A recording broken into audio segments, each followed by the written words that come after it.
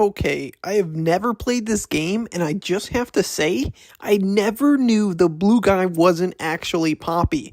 I feel like he's the most popular character in the game, but Poppy is actually a doll shown in the commercial at the beginning of the game, and I had no idea. It kind of blew my mind a little bit. Hi, my name is Poppy.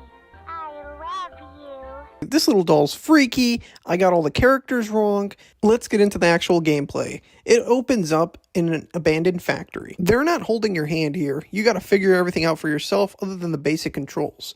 I honestly ran up to this computer thinking that it would turn on or do something.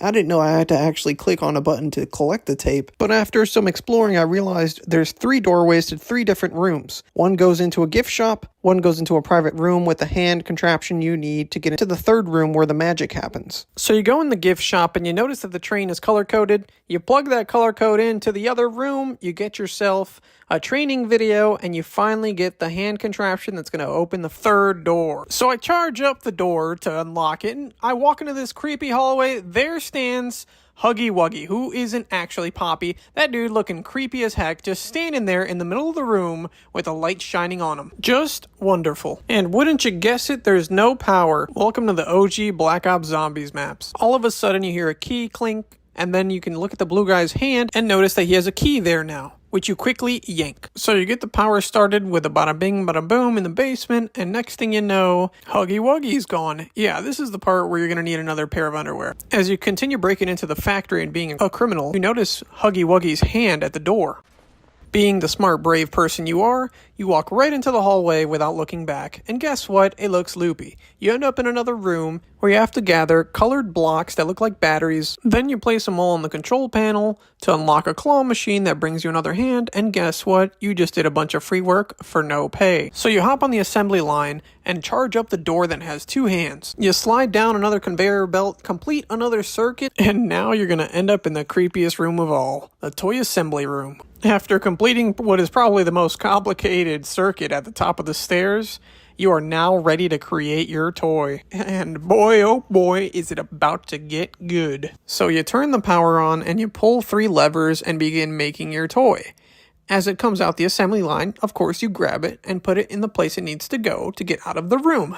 But as you're walking out of the room, you run into Huggy Wuggy. And yeah, me spamming the arms was me trying to take his head off, but also I was freaking out a little bit because I didn't know what to do and I didn't know where to go until that door opened, and then I was like, okay, let's do this chase. Honestly, I couldn't really tell the difference from running to walking at the beginning because it didn't really feel like the animation changed too much. But as I was going in the vent, I honestly didn't even know it was a chase until I was halfway through, and it was really freaking me out because I thought that Huggy Wuggy was purple, and I didn't really know where to go at all, you know, because I was still figuring out the map.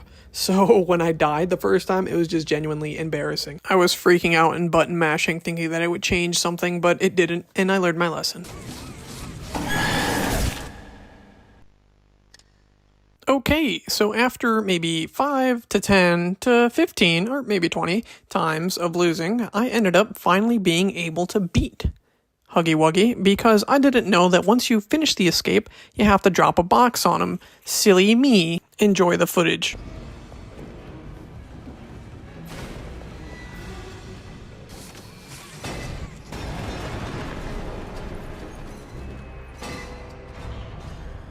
Yeah, so Huggy Wuggy just got clapped. Yeah, so he's falling down like a million floors, and Poppy hasn't really been shown once, but now we're going into this really creepy room in a really creepy hallway, and it looks like it's all underground, and I don't even know what's going on. I see a dollhouse, but the next thing we know, we finally come face to face with a case, and inside is Poppy.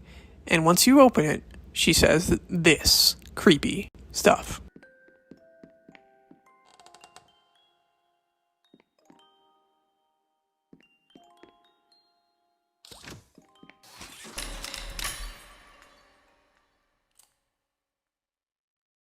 You opened my case. This game was short, it was simple, it was fire, I really liked it, and I can't wait to play Poppy 2 and 3.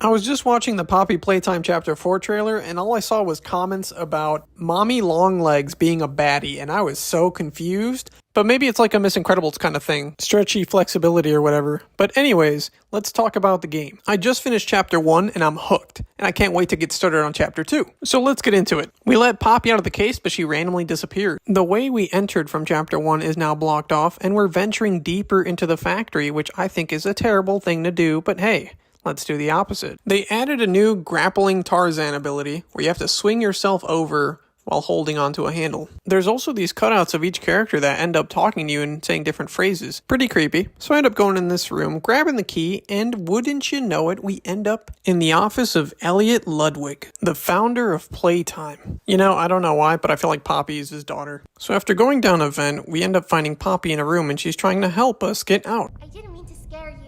Yeah, because who could be scared of a live doll dressed as a clown? Anyways, we're forced to follow her throughout the map for a little bit until she gets kidnapped. I need you to trust me. Thank God. Now let's get out of here. Unfortunately, we have to jump in the hole after her. Next, I have to turn on some random circuit that's pretty hard, and now I have to get my hand stolen by the McBaddie herself.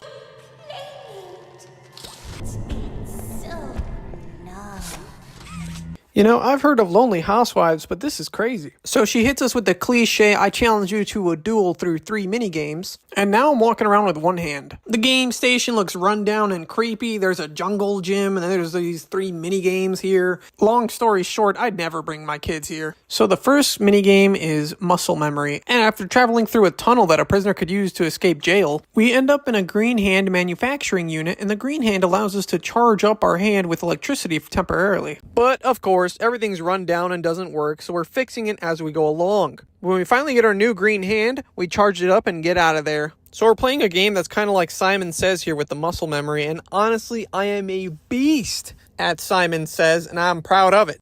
Blue, red, magical, question, relative,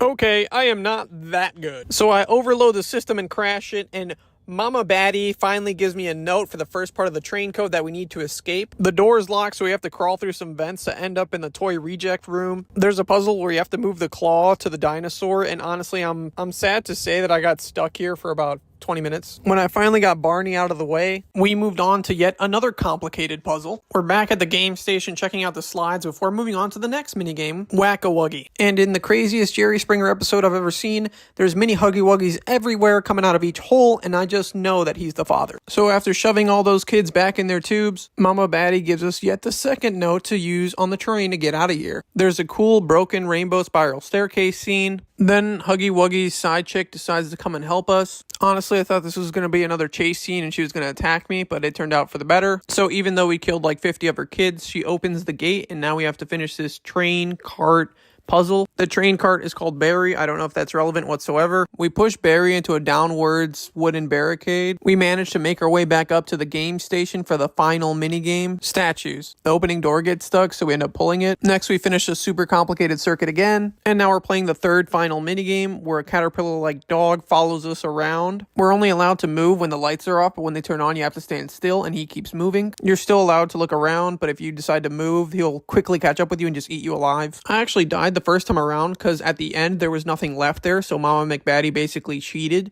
and the dog ate me alive, but then it took me a second to notice that there was a bar up there that I had to climb, and before I could do anything, it was already over.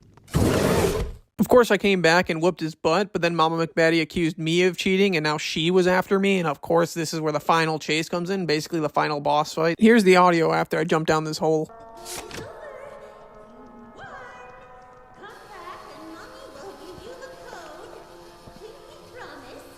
I don't trust her for a second. As we're making our way back, her mental state just goes spiraling downwards.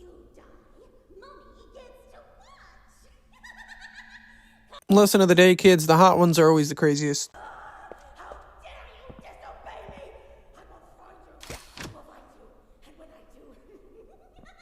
So we end up in this water treatment room where we need to get a toy to get out of this place. In order to do that, we need to fix an assembly line puzzle. We place the toy in, go in the new room, and get ready for the most complicated circuit yet. When I did finally complete it, I felt very relieved. Next, we go crawling through some vents, fall down, and end up in front of Mommy Longlegs.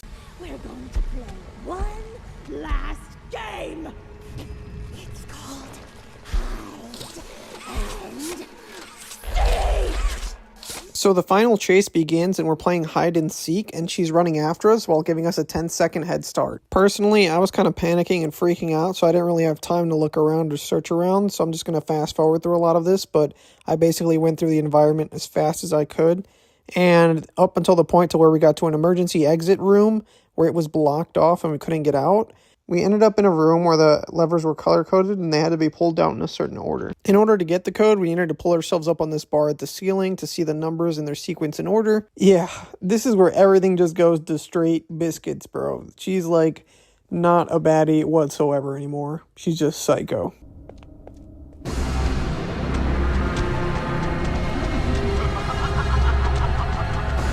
In order to escape her, we have to look up at the ceiling and hold ourselves up there until she goes by. Next, we're in a room with an incinerator and we're building a part for a machine so I can start cranking and we can open another door. We start pulling the lever, but then Mommy Longlegs comes out and we have to hide back in the furnace until she leaves. Now, as we try to take the same path again, we've set up the final chase.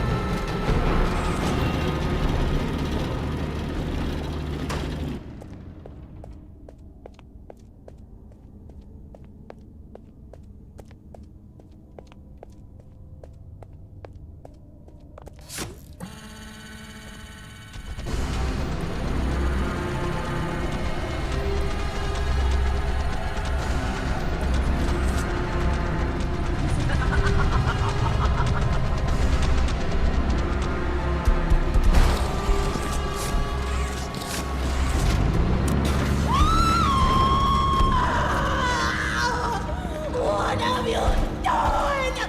You make me part of him! You can't do this to me!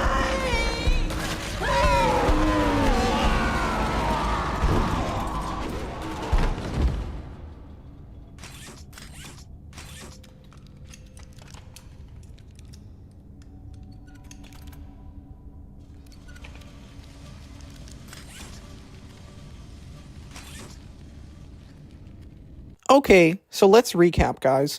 We just got into the final chase with Mommy McBaddy, and we just ended up killing her and making her part of the prototype. Although I'd love to take her shoe and sell it on eBay, we gotta get out of here. And I just know that Poppy's gonna be somewhere waiting for us.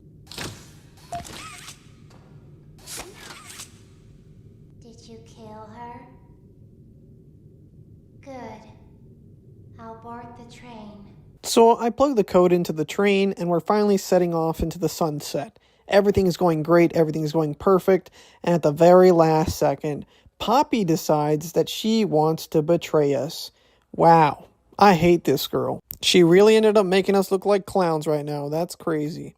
So she changes the lever, and we go deeper and deeper into the factory. And before we know it, we get into an accident, and the game ends.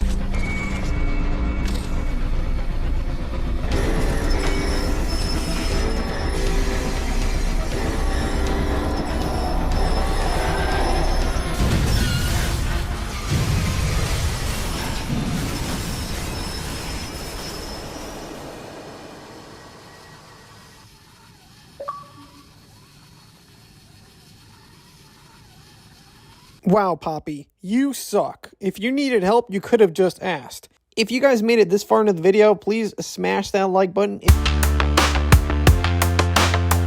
Chapter 3 is diabolical. Deep Sleep makes chapters 1 and 2 look like it came out of the Backyardigans. There were parts in the game that were making me nervous to keep going. Okay? No. The developers were on something when they made this game. I mean, the graphics got a massive upgrade, and the world just got a lot bigger. And you know what? I don't even have to say anything. Just watch this intro.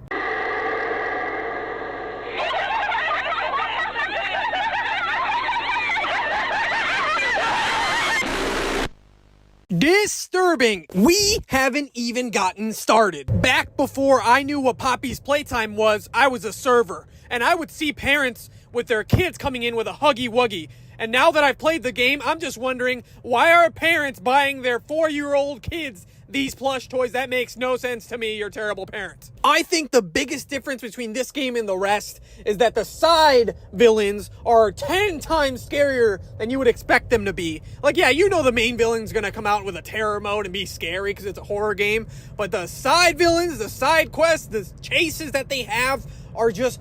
they're a game within themselves. Let's dive into this, and let's start from the beginning. As you're waking up from the train crash, you're getting thrown down a trash tube into a compactor. And honestly, I can relate to this because my mom's the same way. You managed to get a glance at Catnap, but now you gotta get out of here because you're gonna die. Embarrassingly, I did. You climb up the slide and finally get out of there. After going through enough hallways that would make Scooby-Doo confused, you end up in a room with red mist and cylinders popping out of the ground. You've seen enough parkour videos on YouTube, so you get through it easily. You make a run for the vents and end up in the creepiest room I've ever seen. I'm just kidding, I've seen worse on Kitchen Nightmares. You don't have all day, so we're gonna fast forward a little bit.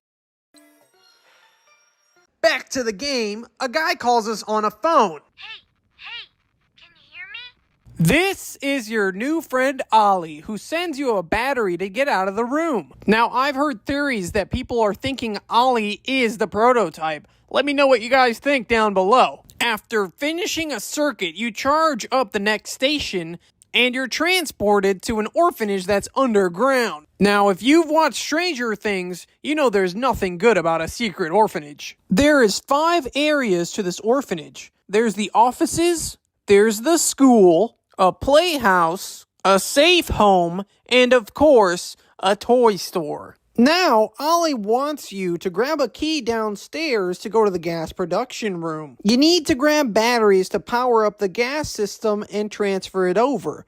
And you end up finding the purple hand that allows you to bounce around on the purple pads. Okay, you ask, so what now? I'm glad you asked. You have to solve a couple puzzles and circuits in order to get out of here with the battery. It's not easy, but Google and YouTube haven't failed you yet. So you finally get back to the gas chamber and set the gas to transfer through. Unfortunately, someone cuts off the power at the last second. Now you're forced to go under the statue to grab another key and turn the power on in a creepy, abandoned orphanage. Alright, everything's gonna get real now. You just got caught by Itachi's ultimate genjutsu Sharingan like you wouldn't believe. Everything looks exactly the same, but it's slowly getting worse and worse and worse. This was the part of the game that started to freak me out. You haven't really stared into the eyes of death until you start to notice that you're losing your mind. You walk and work and walk, but everything's still the same, nothing's changing. No, but seriously, this was really freaking me out, guys. I was getting Resident Evil vibes, like I thought some zombie was gonna jump out of the door at any second. You try every doorknob, but none of them are working.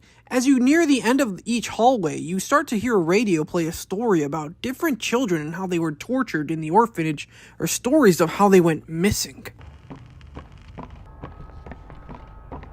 It's completely silent except for your footsteps and the radio that occasionally plays. One of the worst parts about this is that some of the lights are completely out and you don't know if a jump scare is coming or not. You reach your room with a phone ringing inside of it. It's Ollie telling you that you need to run. There's talks of a doctor that would work on the kids, but you're too frantic and in a panic, looking both ways of the corridor because you don't know what's about to happen. It's times like these I wish I wasn't playing the game in the middle of the night with nobody home. This long, eerie scene really set the game apart from chapters 1 and 2. It was just way too creepy. In the midst of all this chaos, you finally get to sit down and watch a movie on the VHS system. Welcome home. Them kids, bro, I'm trying to live. Yeah, Huggy Wuggy's back, baby, and he's looking better than ever. Naturally, you go flying into the hallway, but Huggy Wuggy's going at a speed so fast, Albert Einstein can't explain it. Bill Nye says you're gonna die, and eventually, he catches you. But then it turns out it was all just a dream. Sorry, a nightmare to be exact.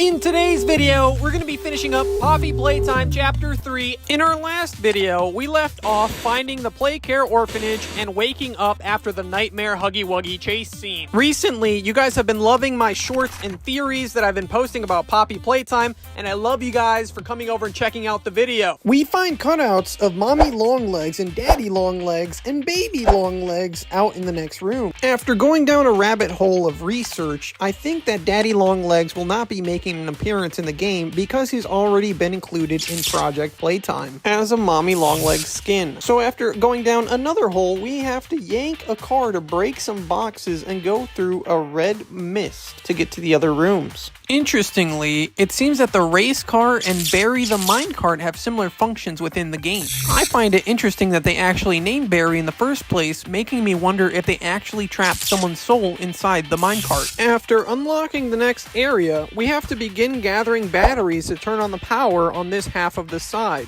After exploring some rooms, we find a VHS tape talking about Experiment 1322, aka Doughy the Doughman. Although Doughy doesn't make any appearances in Chapter 3, this foreshadowing definitely sets him up for Chapter 4. We find a hidden room with Kissy Missy reminiscing inside, letting us know that she was actually an orphan there. And this was her room. If we take a closer look at her photos, she's actually with an adult in one of her photos. As we travel up to the second floor, we end up in an abandoned nursery. We find a battery inside a giant plush toy. We plug that bad boy in, then turn on the power to open a door. We find another race car upstairs with the Hour of Joy marked next to it. We yank that race car and it bashes through a door, landing on a ledge, setting on fire. We find another VHS tape of Samuel Lee being claimed as another test subject for Dr. White. After solving some puzzles, we run into this creepy, oversized, smiling critter. We figure out some more puzzles and open a room that has another race car. After opening up the next area, we end up in a room that's covered in red mist, so we have to put our mask on. We find the third battery that we need. We then go back to the oversized, stuffed, smiling critter who is now not looking at us and following us. We take his battery, plug that bad boy in, and turn on the power. We open up a new area, solve a puzzle, and then escape out of the sweet home. Back outside, Kissy Missy attacks us while she's with Poppy. Poppy stops her, and then Poppy proceeds to explain to us why she did what she did in Chapter 2, saying how she needs our help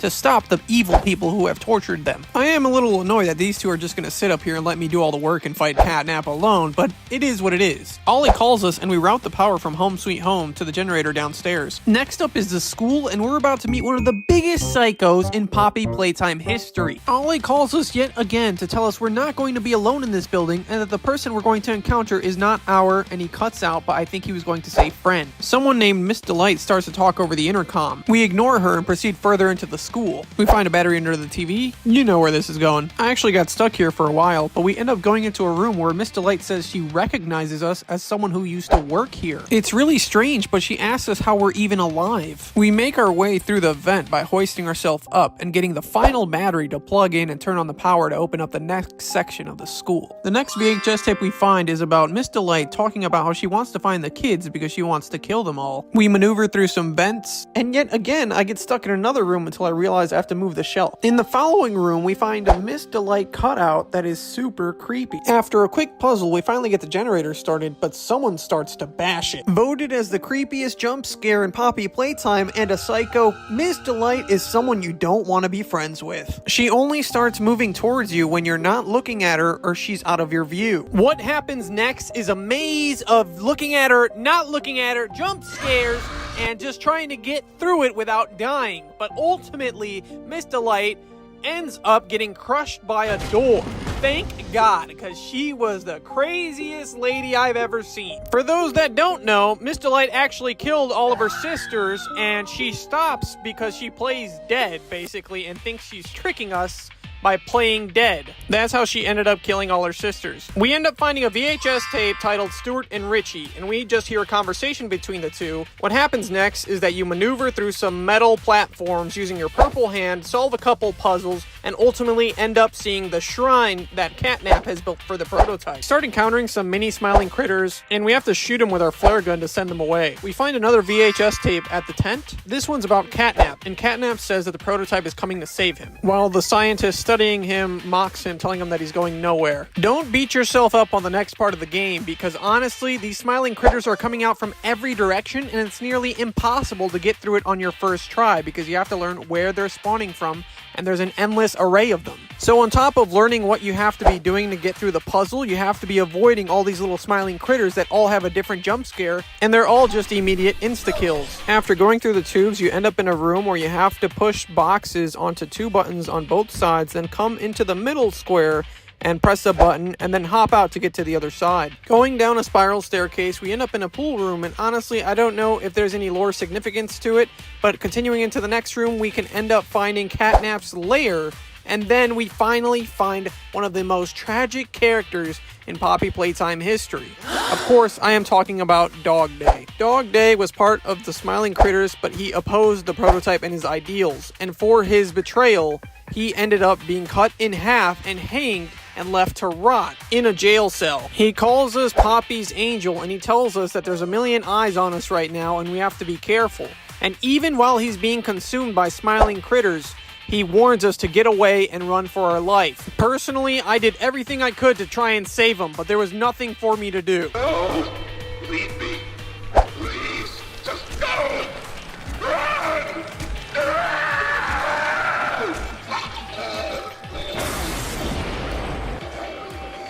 It's pretty heartbreaking to see Dog Day in this state, but as we're backing away, the floor breaks and a chase begins. We have to maneuver through some tubes, and using our jump hand to get over to a ledge where Dog Day can't follow us, and we finally escaped him.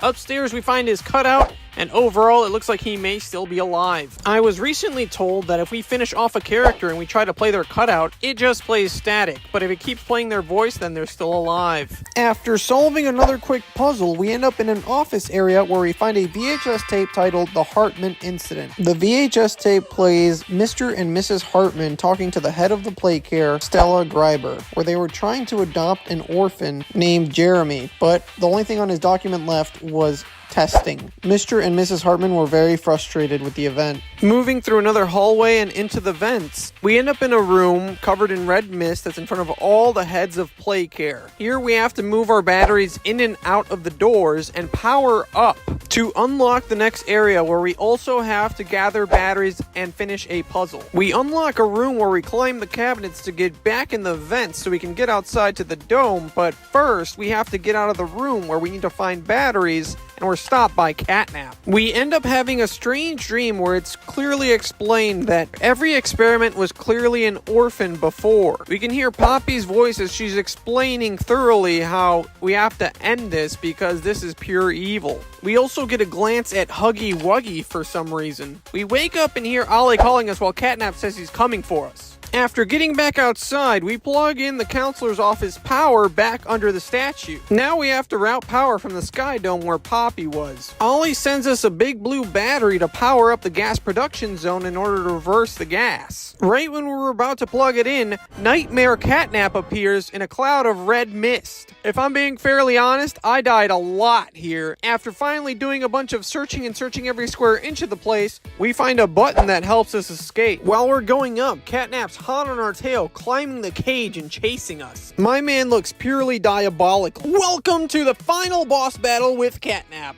This boss battle consists of playing peekaboo, or gathering batteries and making sure you're putting them in the correct slots in order to make sure you're blocking off the correct area to stop Catnap from coming. There's a lot of hallucinations, and you have to shoot your flare gun to decide if it's the real Catnap or not. After giving Catnap the old 1-2 a couple times, for what feels like hours, you charge up the middle where you charge up your green electric hand and zap Catnap with it where he slowly incinerates. But then the prototype creeps his hand out from the top, stabbing Catnap through the mouth and carrying him up into the vents. In a definite twist, the prototype's most loyal follower is instantly killed. I guess that's one way to pick up your friends. Ollie congratulates us on defeating Catnap and getting closer to defeating the prototype. Then we finally plug in the blue battery and restart the gas production machine to reroute the gas. Next up, we meet with Poppy, who ends up showing us a red VHS tape called The Hour of Joy. The Hour of Joy displays some footage showing the toys attacking workers and tourists. Some notable ones being Huggy Wuggy, Boxy Boo, Miss Delight, Kissy Missy, Mommy Longlegs, Catnap, and the Smiling Critters. Next, Poppy tells us we have to dive even further into the compound, while Kissy Missy pulls the lever to let us go down. I try to hold Kissy Missy's hand before I go down there to give her some comfort, and as me and Poppy are riding down, we hear Kissy Missy scream before Poppy can finish her sentence. We try to ride back upwards to help her, but by that time, the chapter's already over. A lot of people theorize that the one who attacked her was Huggy Wuggy, but I believe it was probably the prototype. In Chapter 4, when we encounter Kissy Missy and Poppy again, the prototype is hot on their tail, so I believe it was the prototype. That concludes Chapter 3.